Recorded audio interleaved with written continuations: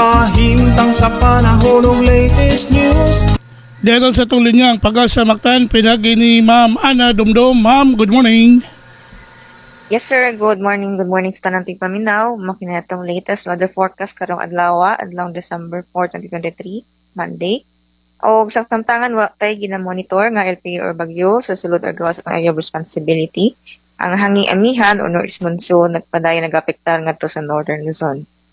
O diri sa Central Visayas makasinat kita generally fair weather, gawas lang sa tsansa sa mga patak-patak mga pag-ulan or thunderstorms sa hapon or sa kahaponon tungod sa easterlies or localized thunderstorms.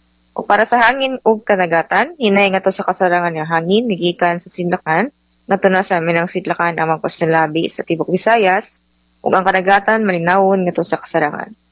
Diri sa Sugbo, ang kanagatan na ay panghunas inig alas 9:46 sa kabuntagon, unay pagtaob alas 4:37 inig hapon.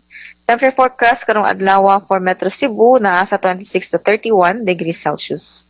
Ang haring adlaw musilang alas 5:47 sa kabuntagon ug mosalop alas 5:21 sa kahapon. Og diri lang kukutok kini si Ana Dumdum gikan diri sa DSD Pag-asa Mactan. May muntag og daghang salamat.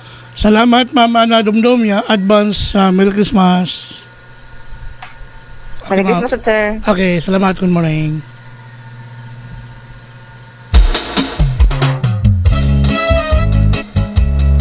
Inyong gadabati si Ma'am Ana Dumdum mga tong widow specialist Mga pamukaw, sa Pag-asa ubantang Mactan. Mubra in Na nagato sa action. tong dagan sa kahimtang sa panahon nining adlawng Lunes, December 4 tuig 2023. Salamat Pag-asa Mactan ug mayong buntag Kahimtang sa kaninyong panahon ng tanan. latest news. Balita gikan sa TV stations. May pamukauban kang Cobra in action. Ang paminaw sa'yo sa tabong tago.